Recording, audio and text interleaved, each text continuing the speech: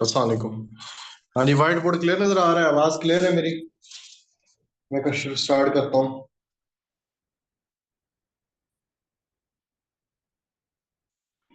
हाँ जी, कल हमने डायग्राम्स पढ़ी थी। आज हम पढ़ेंगे ग्राफ। ग्राफ को ना टू पार्ट्स में डिवाइड किया गया है। पहले को हम कहते हैं ग्राफ ऑफ हिस्टोरिकल डाटा, और दूसरा होता है ग्राफ ऑफ फ्रीक्वेंसी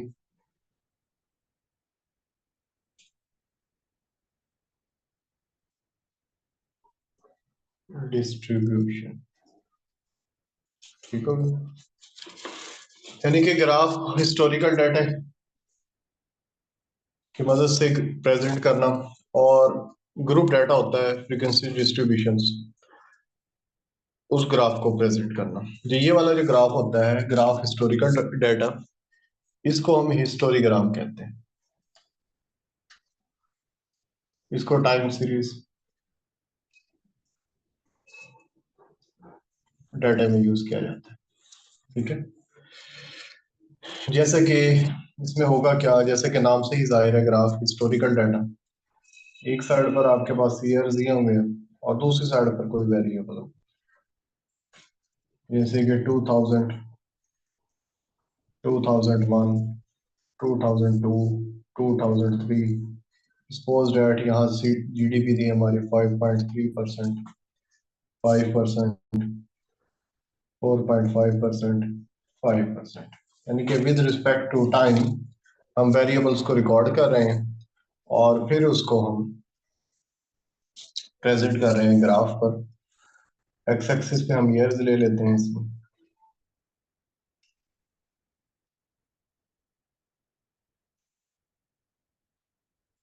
और ये सपोज मेरा 6, 5.5, ये 5.3, ये 4.5। 2000 में 5.3 है, 2000 में ये 5 हो गई जीडीपी, फिर ये 4.5 है, फिर ये 5, ये 5 है। इन पॉइंट्स को हम मिला देंगे।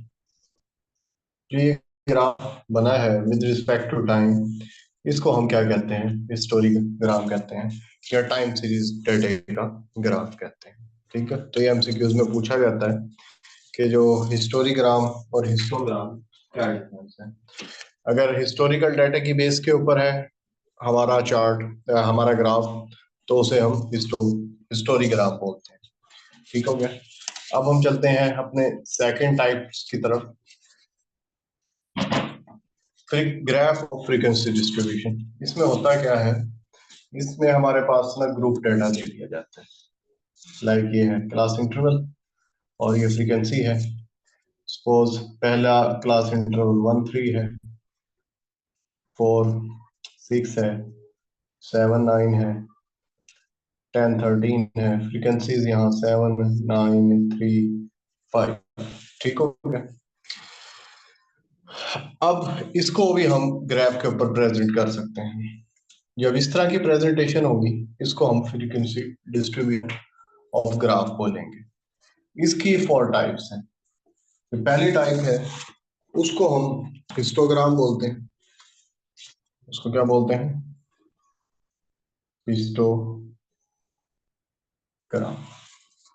हिस्टोग्राम में हम क्या करते हैं कि जो क्लास इंटरवल है, इसको क्लास बाउंड्री में डिवाइड कर लेते हैं। क्लास बाउंड्री में कैसे डिवाइड करते हैं कि अपर क्लास लिमिट और लोअर क्लास लिमिट को सेम कर लेते हैं। वो कैसे करते हैं? इनके दरमियान डिफरेंस लेते हैं और 2 पर डिवाइड करते हैं। जो जवाब आएगा, जिस तरह 4 - 3 1, डिवाइड बाई 2 0.5, इधर माइनस करते जाते हैं 0.5 को, इधर प्लस करते जाते हैं, तो ये 0.5 हो जाएगा। 3.5, 3.5 और 6.5, ये 6.5 हो जाएगा। 9.5, 9.5। अब इससे ये हुआ कि जो क्लास इंटरवल के दरमियान जो गैप आ रहा था अब वो खत्म हो गया है। ये सेम हो गया है, ये सेम हो गया। ठीक है, अब इनमें हाइट भी सेम ही है, यानी कि अगर इसमें तीन तीन का गैप आ रहा है, 0.5 और 3.5 में 3 का गैप है, इधर भी 3 का गैप है, ये सारे के सारे क्या है, 3 के गैप है। एक्स एक्सिस पर हम क्लास बाउंड्री को शो कर लेते हैं और एफ जो फ्रीक्वेंसीज है उसको वाई एक्सिस पर हम शो करते हैं। लेट ये 0.5 है, ये 3.5, 6.5, नेक्स्ट है 9.5 और ये 13.5। इनका इक्वल गैप हो भी सकता है, नहीं भी हो सकता। अब क्योंकि इधर ये जो हाइट दी गई है वो इक्वल है, 3 का गैप है, तो इस वजह से ये मैंने जो इनकी वर्थ ली है वो इक्वल है। जो फर्स्ट है वो 0.5 और 3.5 और फ्रीक्वेंसी कितनी है, 7। यहाँ मैं इसको भी नंबर्स दे देता हूँ, स्केल दे देता हूँ। ठीक हो गया, तो 0.5 की किधर है, 7 पर, इसको हम 7 तक लेके चलेंगे। नेक्स्ट क्या है 6.5, वो क्या है 9 है, ये 9 तक आ जाएगा। फिर 9.5 क्या है, 3 है, और फिर 5 है। तो अब हमने जो फ्रीक्वेंसी डिस्ट्रीब्यूशन थी उसको किधर प्लॉट कर लिया है, ग्राफ के ऊपर प्लॉट कर लिया है, तो इसको हम क्या बोलते हैं, हिस्टोग्राम बोलते हैं। जो हिस्टोरिकल डाटा को हमने ग्राफ पर प्लॉट किया विद रिस्पेक्ट टू टाइम, वो क्या कहलाया, उसे हम हिस्टोरिग्राम, यानी कि आई और इधर हिस्टोग्राम। ठीक है, इनमें ये डिफरेंस होगा। तो अगर वो क्वेश्चन में पूछे तो कि हिस्टोरिग्राम और हिस्टोग्राम में क्या डिफरेंस है, तो आपको ये पता होना चाहिए। ये एमसीक्यूज में पूछा भी जाता है, इंटरव्यूज में पूछा जाता है। सेकंड टाइप आ जाती है जो graph distribution of historical data, उसकी एक ही टाइप, हिस्टोरिग्राम। हिस्टोरिग्राम, इसकी फर्स्ट टाइप क्या होगी, हिस्टोग्राम, जो मैंने अभी आपको बनाकर दिखाई है। सेकंड टाइप है इसकी frequency polygon. Frequency frequency polygon. Frequencies polygon में क्या होता है कि हम ये क्लास बाउंड्री तो बना ली है, अब हम क्या करते हैं, एक मिड पॉइंट ले लेते हैं। मिड पॉइंट क्या होता है, अपर क्लास लिमिट और लोअर क्लास लिमिट को प्लस करते हैं, 2 पर डिवाइड कर देते हैं। जिस तरह 1 + 3 4 डिवाइडेड बाय क्या हो गया, 2। इधर 5 आ जाएगा, इधर 6 आ जाएगा, और इधर क्या आएगा, इधर आ जाएगा ये इसको 12 होना चाहिए। ठीक है, इधर 11 ले लेते हैं, इसको एक में कम कर देते हैं।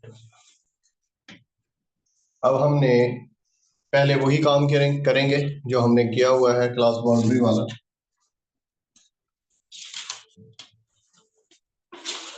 पहली क्लास बाउंड्री क्या है, 0.5 से 3.5, 6.5,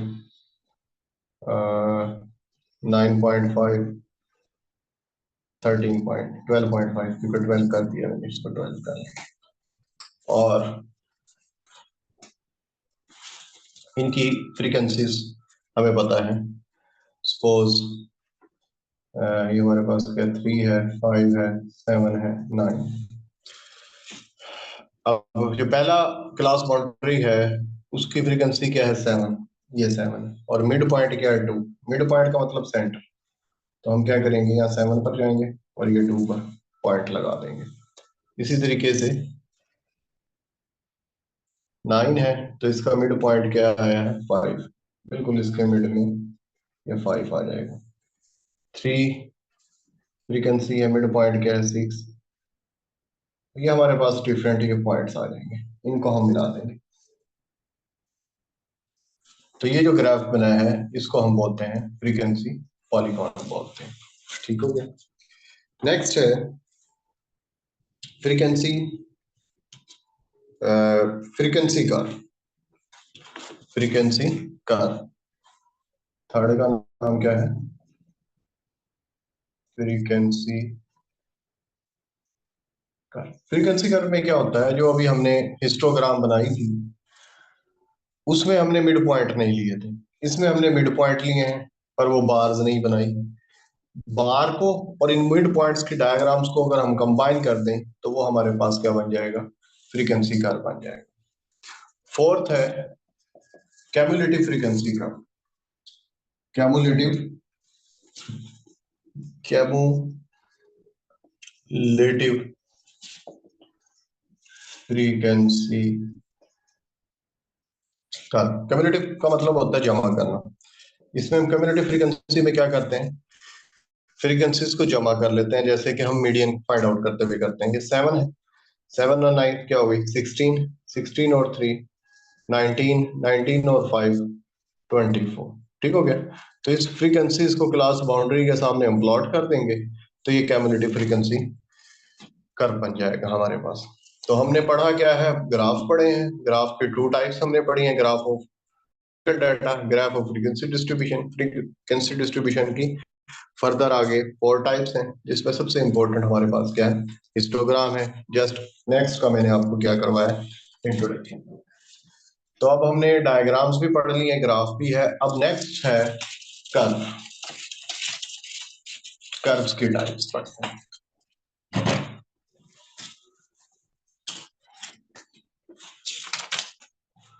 टाइप्स ऑफ फ्रीक्वेंसीज का ये इंपॉर्टेंट है।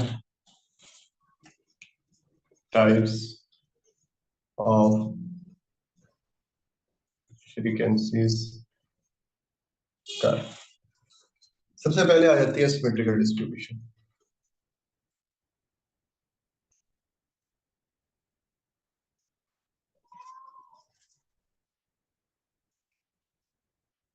सिमेट्रिकल डिस्ट्रीब्यूशन होती है बेल बेल शेप। जब डाटा हमारे पास इस टाइप का हो, बैलेंस डाटा हो, उसके रिजल्ट्स में मीन, मीडियन, मॉड की वैल्यूज कॉन्साइड आ रही हो और वो बेल शेप का बने, लेफ्ट टेल और राइट टेल इक्वल हो, तो ऐसे कर्व को हम क्या कहते हैं, सिमेट्रिकल डिस्ट्रीब्यूशन कहते हैं। ठीक हो गया। अब ये नेक्स्ट चैप्टर में भी हम डिस्पर्शन में और एवरेजेस में इन चीजों को और देखेंगे। सेकंड होता है एजिमेट्री डिस्ट्रीब्यूशन। एजिमेट्रिकल डिस्ट्रीब्यूशन या मॉडरेटली स्क्यूड कहते हैं इसे। एज मीट्रिकल डिस्ट्रीब्यूशन और moderately skewed. Moderately skewed. Moderately skewed, skewed का मतलब यह है कि बैलेंस नहीं है, एक साइड बड़ी है एक छोटी है। मॉडरेटली का मतलब यानी कि है सही, छोटी बड़ी साइड टेल्स इनकी लेफ्ट और राइट में डिफरेंस है, पर उसमें पीकनेस का भी एलिमेंट पाया जाता है। इसमें होता क्या है एजिमेट्रिकल में, इस तरह का होता है, यानी कि जो पीकनेस है उसकी राइट साइड और लेफ्ट साइड ये आपस में इक्वल नहीं होती। इसमें पॉजिटिव स्क्यूड होता है, नेगेटिव स्क्यूड होता है। आगे जब हम डिस्कशन पढ़ेंगे तो उसमें ये मैं आपको डिटेल से बता दूंगा, और ये एमसीक्यूज भी इस तरह से ही आता है। ठीक है। सिमेट्रिकल डिस्ट्रीब्यूशन क्या है, नॉर्मल डिस्ट्रीब्यूशन को हम कहते हैं। इसमें लेफ्ट और राइट टेल्स जो एवरेजेस हैं उनकी उस लेफ्ट और राइट साइड पर इक्वल होती हैं। इसमें आपका मीन, मीडियन, मॉड कॉन्साइड होता है, पर इधर क्या होता है, डिफरेंट होता है। इसको एजिमेट्रिकल डिस्ट्रीब्यूशन स्क्यूड या मॉडरेटली स्क्यूड भी कहा जाता है। ये दो जो कर्व हैं डिस्ट्रीब्यूशन के, ये इंपॉर्टेंट है एमसीक्यूज पॉइंट ऑफ व्यू से। बाकी फर्दर टाइप्स में इसकी आ जाती हैं दी एक्सट्रीमली स्क्यूड। दी एक्सट्रीमली वो मॉडरेट थी, ये एक्सट्रीमली स्क्यूड है, या इसे जे शेप डिस्ट्रीब्यूशन बोलते हैं। इसमें जो डिस्ट्रीब्यूशन की शेप होगी वो इस तरह की होगी, यानी कि जो एक्सट्रीम वैल्यूज हैं वो इंक्रीज होती चली जाएंगी आप जब लेफ्ट से राइट मूव कर रहे हैं। यू शेप डिस्ट्रीब्यूशन होती है।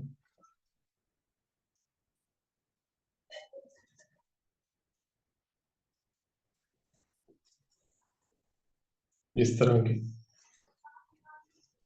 पीकनेस है, फिर उसके बाद वैल्यूज मिनिमम, फिर उसके बाद वैल्यूज इंक्रीज होना शुरू हो जाती है। बट जो इसकी पॉजिटिव स्क्यूड है और जो नेगेटिव स्क्यूड वैल्यूज हैं, जो पॉजिटिव स्क्यूड कर्व और सॉरी सिमेट्रिकल डिस्ट्रीब्यूशन और एजिमेट्रिकल डिस्ट्रीब्यूशन, वो इसमें ज्यादा इंपॉर्टेंट है। तो जो हमारा सेकंड चैप्टर था ये वाइंड अप हुआ। अब हम चलते हैं एवरेजेस की।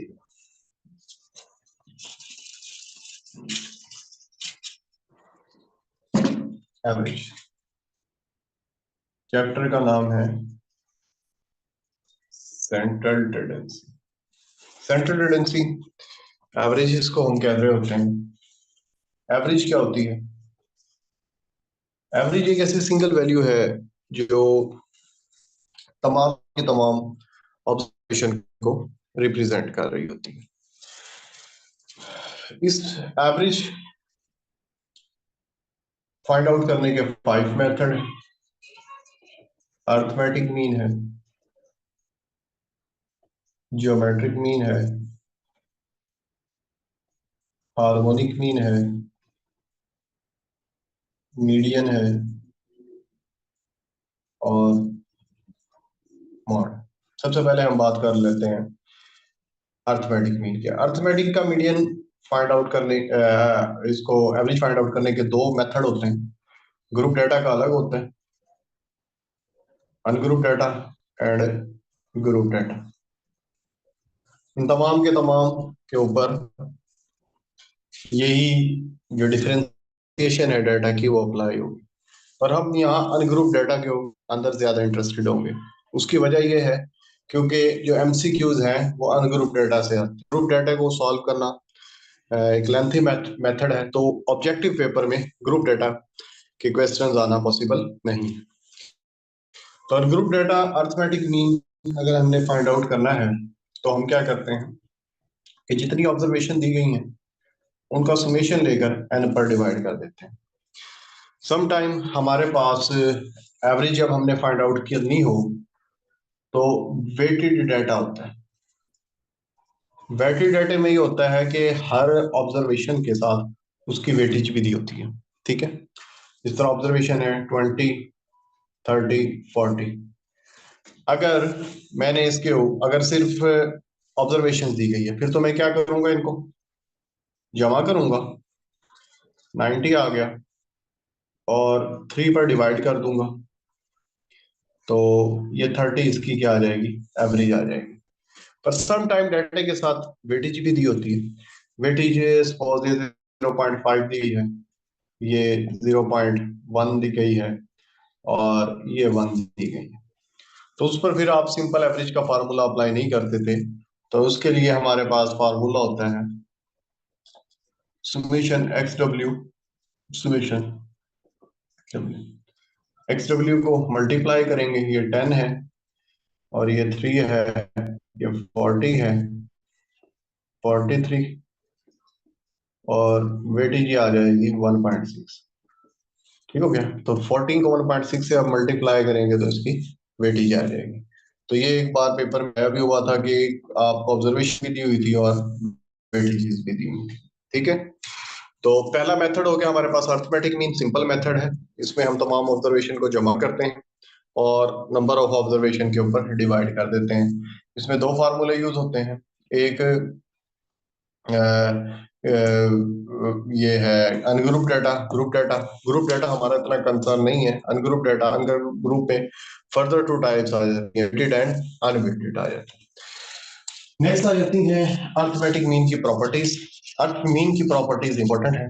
इसकी जो टू पहली प्रॉपर्टीज है, पहली इसकी प्रॉपर्टी है कि सुमेशन x माइनस एक्स बार 0 के इक्वल होता है। ठीक है, जैसे कि ऑब्जर्वेशन है 1, 2, 3।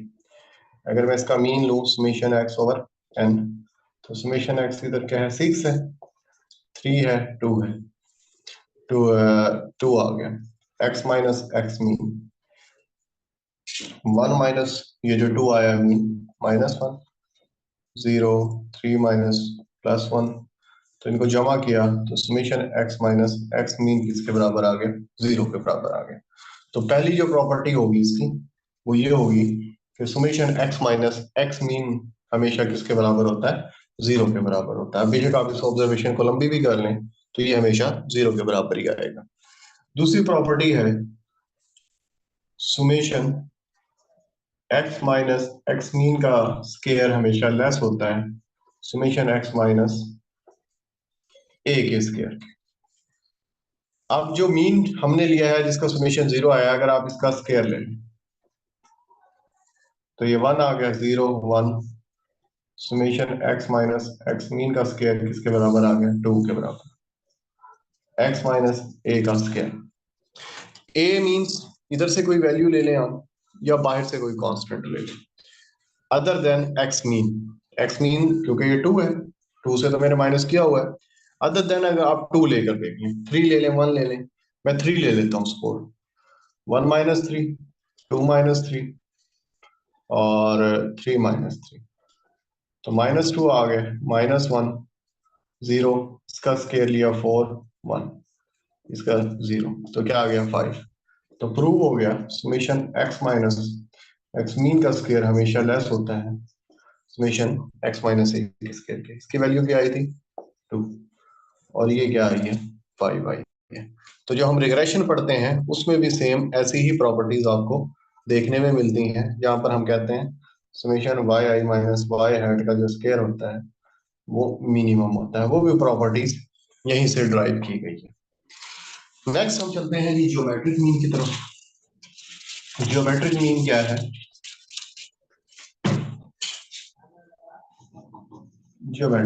Geometric mean n square root होता है जितनी भी हमारे पास पॉजिटिव वैल्यूज दी गई हैं उनकी प्रोडक्ट का।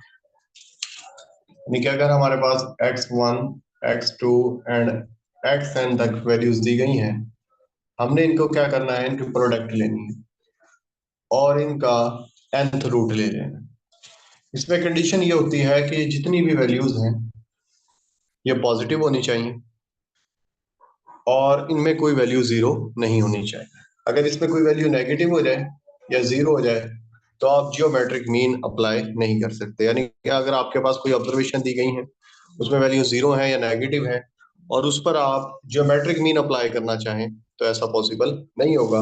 इन तमाम की तमाम वैल्यूज का जो वो है क्या कहते हैं, पॉजिटिव होना और नॉन नेगेटिव होना जरूरी है। अब क्वेश्चन क्या दिया जाता है, वो कहता है कि सपोज 391, ये थ्री ऑब्जर्वेशन दी गई हैं, इनका जियोमेट्रिक मीन फाइंड आउट करें। अब आपके जहन में फार्मूला होता है कि जियोमेट्रिक मीन का फार्मूला तो ये है कि एंटी लॉग और summation log of x over n. अब मैं कैसे इनका लॉग लूं, एंटी लॉग कैलकुलेटर तो अलाउ नहीं है। तो इसका जो बेसिक फार्मूला होता है जियोमेट्रिक मीन का वो यही होता है कि जो आपके पास प्रोडक्ट्स दी गई हैं उनको मल्टीप्लाई करें और जितनी वैल्यूज हैं वो वन ओवर एन यानी कि वन ओवर थ्री हो जाएगा। अब आप इसको करें 27 वन ओवर थ्री, तो ये क्या आ जाएगा, जवाब थ्री आ जाएगा। वो सवाल आपको ऐसा ही देते हैं जिसमें आपको कैलकुलेटर की जरूरत ना पड़े। अब बेसिक फार्मूला यही है जियोमेट्रिक मीन का, जियोमेट्रिक मीन का फार्मूला यही है, मगर हम इसको क्या कर लेते हैं, लॉग ले लेते हैं। लॉग लेते हैं तो ये वन ओवर आ जाता है और ये लॉग फिर ये सुमेशन आ जाती है। तो जब हम इसको ये यहाँ जाकर एंटी लॉग हो जाता है तो summation log of x over n बन जाता है। तो बेसिक फार्मूला मेरे पास यही है कि मल्टीप्लाई करना है जितनी भी आपके पास ऑब्जर्वेशन दी है और उसके बाद उनका एन रूट ले लेना है, तो हमारे पास क्या आ जाएगा, ज्योमेट्रिक मीन आ जाएगा। ठीक हो गया। और ये अप्लाई किन के ऊपर होता है, सिर्फ और सिर्फ पॉजिटिव वैल्यू पे, जीरो और नेगेटिव वैल्यूज के ऊपर अप्लाई नहीं होता। नेक्स्ट आ जाता है हमारे पास हार्मोनिक मीन। हार्मोनिक मीन क्या होता है, रेसिप्रोकल होता है ऑब्जर्वेशन का और रेसिप्रोकल ऑफ अर्थमेटिक मीन। जब रेट या रेशो वाले क्वेश्चंस आए तो उस वक्त हम हार्मोनिक मीन को अप्लाई करते हैं। अगर हम सिंपल अर्थमेटिक मीन को अप्लाई करें तो रिजल्ट हमारे डिस्टर्ब हो जाते हैं। इसमें होगा क्या, जैसे कि मैंने बताया कि आपके पास ये mean summation x over n है। हार्मोनिक मीन में क्या है कि जो ऑब्जर्वेशन है उसका हमने रेसिप्रोकल लेना है, और अर्थ मीन का भी हमने क्या कर लेना है, रेसिप्रोकल लेना है। रेसिप्रोकल का मतलब उसे उल्ट कर देना, नीचे वाली वैल्यू ऊपर, ऊपर वाली वैल्यू नीचे, और एक्स का क्या हो जाएगा, 1/x हो जाएगा। तो फार्मूला क्या बना, n ओवर समेशन 1/x, ये इसका फार्मूला होता है। और ये रेट्स और रेशो वाले क्वेश्चंस के ऊपर अप्लाई होता है। इसमें भी सेम यही है कि जो जीरो अप्लाई आएगी, वैल्यूज आएगी, तो जीरो आने की वजह से ये जीरो हो जाएगा, इन्फिनिटी कर देगा सब चीजों को। तो इस पर हम ये अप्लाई नहीं कर सकते, ये इसकी लिमिटेशन। नेक्स्ट आ जाता है मीडियन। ये बहुत इंपॉर्टेंट है, ये क्वालिटेटिव मेथड है। जितने पहले हमने पढ़े हैं वो क्वांटिटेटिव मेथड है, ये क्वालिटेटिव भी है और क्वांटिटेटिव। क्वालिटेटिव मीन के उसमें हमें कैलकुलेशन की जरूरत नहीं पड़ती, मॉड को भी हम क्वालिटेटिव कहते हैं। मीडियन क्या होता है, मीडियन हमारे पास दरमियानी वैल्यूज होती हैं कि डाटा की अगर दरमियानी वैल्यूज को ले लिया जाए तो वो हमारे पास क्या कहलाता है, मीडियन कहलाता है। बट इसमें डिफरेंस आ जाता है ऑड एंड इवन का। इधर मैं आपको ट्रिक्स बताता हूँ कि नॉर्मली जो वैल्यूज दी जाती है ना, वो इस तरह की दी होती हैं, 2 1 3 7 9 5 6 ठीक हो गया। अब मुझे आप बताएं कि इसमें कौन से जो वैल्यू है वो मीडियन है, कोई बताएगा? 1 2 7 9 5 6। हाँ जी, सबसे पहले हमने इसको अरेंज करेंगे। 1 आ गया, 2 3 4 नहीं है, 5 दिया गया है, 6 है, 7 है, 9 है, ये वैल्यूज पूरी हो गई। अगर ऑड है तो दरमियान वाली वैल्यूज को हम पिक कर लें। ठीक है, देखिए 3 इसके लेफ्ट साइड पर है और 3 राइट साइड पर है, तो ये जो दरमियान वाली वैल्यूज है ये हमारे पास क्या कहलाएगी, ऑड, ये इसका मीडियन कहलाएगी। ठीक है, नॉर्मल वैसे इसका फार्मूला होता है n over n+1/2 T H term. अब n कितने हैं हमारे पास, कितनी वैल्यूज थी, 1 2 3 4 5 6 7, n की जगह 7 पुट करेंगे, 1 आ गया, 2 4, फोर्थ टर्म। अब फोर्थ क्या आती है, 1 2 3 4 5 6 7, तो 5 ही हमारी क्या है, फोर्थ है। तो हमें इतनी लंबी कैलकुलेशन करने की जरूरत नहीं है, सिर्फ हम क्या करेंगे, अरेंज करेंगे और सेंटर वाली वैल्यूज को पिक कर लेंगे। अगर सपोज दैट 1 2 3 5 6 7 ये होती इवन आ जाती, तो फिर क्या करते हैं, दरमियान वाली दो वैल्यूज को पिक कर लेते हैं, उनको जमा करते हैं और दो पे डिवाइड कर देते हैं। तो ये कितना आ गया, 4। हालांकि 4 तो इधर दिया ही नहीं हुआ, तो इन दोनों के दरमियान क्या आता है, 4 आता है। ये हमारे पास क्या कहलाता है, मीडियन कहलाता है। इसी तरह हम क्वार्टाइल फाइंड आउट कर सकते हैं ग्रुप डाटा का, n+4+1 T extra Q2, n+1 4 या 2 आ जाएगा टी एक्स्ट्रा Q3 3n+4+1 ये टी एक्स्ट्रा। इसी तरह परसेंटाइल डेसिल हम अनग्रुप डाटा को फाइंड आउट कर सकते हैं। ग्रुप डाटा की हमें जरूरत ही नहीं है सर, क्योंकि इतना लंबा क्वेश्चन पॉसिबल नहीं। मॉड, मॉड क्या होती है, मोस्ट फ्रीक्वेंट वैल्यू, ऐसी वैल्यूज जो बार बार रिपीट हो रही हो उसे हम क्या कहते हैं, मॉड कहते हैं। सम टाइम डाटा के अंदर टू मॉड भी आ जाते हैं, दो वैल्यूज बार बार रिपीट हो रही हैं और उनकी क्वांटिटी भी इक्वल है, तो टू मॉड्स भी पॉसिबल है। 1 2 3 7 7 9 7 8 7 5 7, अभी डाटा आपके पास दिया गया, इसमें सबसे ज्यादा 7 रिपीट हो रहा है। ठीक हो गया, तो वो इसका क्या कहलाएगा, मॉड कहलाएगा।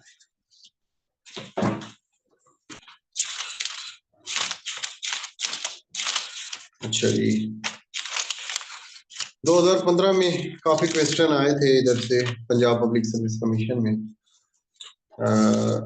इस पोर्शन से, मैथमेटिक्स से और स्टैटिस्टिक्स से, जितनी मैंने मैथ स्टैट पढ़ाई है, अगर ये उस वक्त आपको आती होती तो होपफुली आपका जो टेस्ट है वो क्वालिफाई हो चुका होता। ठीक है, अब empirical relation between mean, median and mod. Empirical relationship between mean, median and mod. वो कहता है कि जो मीन है वो बराबर होता है mode equal to 3 mean minus median के। ये एम्पिरिकली उन्होंने प्रूव किया हुआ है कि मीन को माइनस कर दो मॉड में से, 3 मीन माइनस मीडियन बनते हैं। अगर इसको हम सॉल्व कर लें, mean minus mod 3 mean minus 3 median. ठीक है, अच्छा, अब मीन इधर आ जाएगी माइनस 3 मीन प्लस 3 मीडियन, और ये इधर आ जाए मॉड, तो मॉड इक्वल हो गया 3 मीडियन -2 मीन। ये एक फार्मूला है। अब पेपर में क्या होता है कि वो मीडियन की वैल्यू दे देता है 3 और मीन की वैल्यू दे देता है 2, और आपको कहता है कि मॉड मालूम।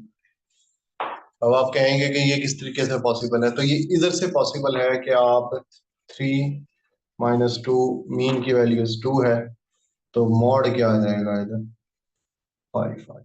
ठीक हो गया, तो ये फॉर्मूला आपको याद होना चाहिए। इस तरीके से भी आ जाता है समटाइम। मैंने एक गैट का टेस्ट दिया था, तो उसमें उसने ये स्टेटमेंट लिखी हुई थी mean minus mode equal to, तो ये 3 मीन माइनस मॉड, या इसको आप सॉल्व कर लें तो ये रिजल्ट्स भी आपके पास आ जाते हैं। आगे ये डिस्पर्शन पढ़ेंगे तो उधर भी ये फार्मूला यूज होगा। नेक्स्ट आ जाते हैं जी merits and demerits of arithmetic mean, geometric mean and harmonic mean. ये बहुत इंपॉर्टेंट है। ये बुक आपको शायद नजर आ रही हो, मेरे पास बुक है ये, जो मैंने स्लाइड्स आप लोगों के साथ शेयर की हैं, उस स्लाइड में भी ये मैंने पेस्ट कर कर पेज लगाए हुए हैं। तो मैंने कहा था आप ये बुक खरीद लें अगर आपके पास नहीं है। तो अर्थमेटिक मीन की सबसे पहले उसने मेरिट्स लिखे हुए हैं और उसके बाद डीमेरिट्स लिखे हुए हैं। अर्थमेटिक मीन की डीमेरिट्स में एक बहुत इंपॉर्टेंट पॉइंट्स है। वो कहता है it is greatly affected by extreme values in data. बाकी तो इजी इजी लिखे हुए हैं, मैनेबल मैथमेटिकल ट्रीटमेंट है, सिंपल है, आसान है, ये सब मेरिट्स में लिखे हैं। जो डीमेरिट्स है, जो एमसीक्यूज में आता है, वो कहता है it is greatly affected by abnormal values।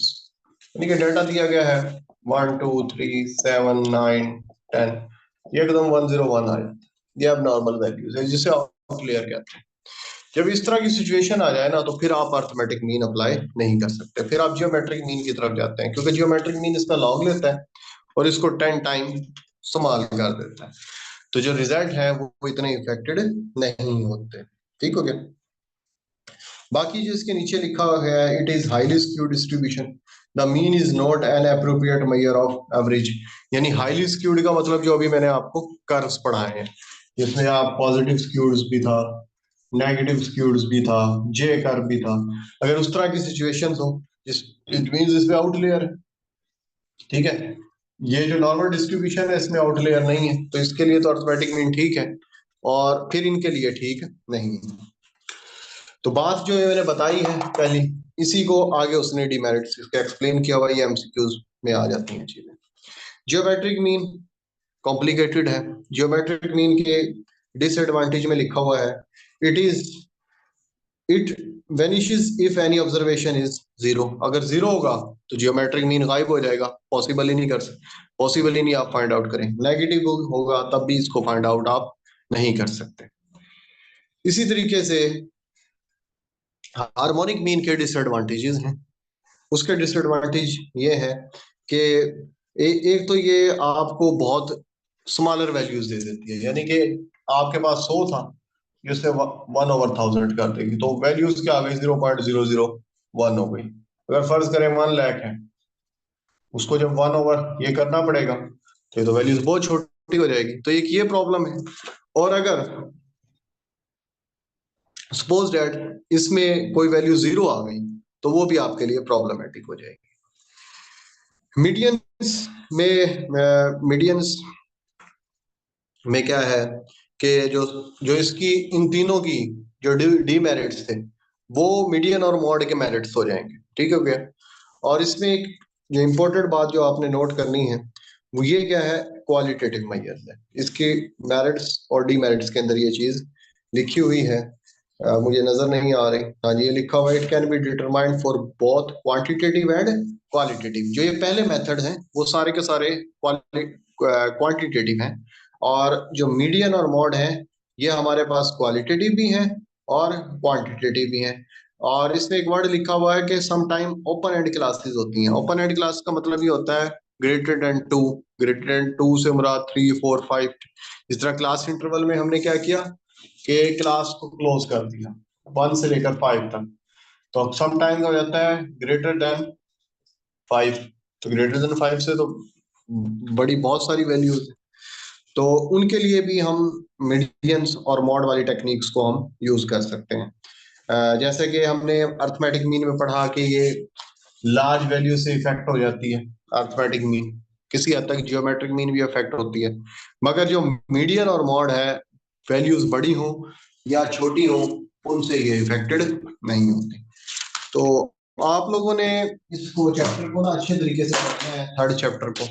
और 2 चैप्टर्स के जो मैंने खास तौर पर आपको जो टर्म्स बताए हैं, सिमेट्रिकल और एजमेट्रिकल, उनका डिफरेंस भी मैंने आपको बताया है। और साथ ही जो हिस्टोरीग्राम और हिस्टोग्राम में डिफरेंस है, इंटरव्यूज में भी पूछी जाती हैं, तो इनको आप अच्छे तरीके से देखिएगा।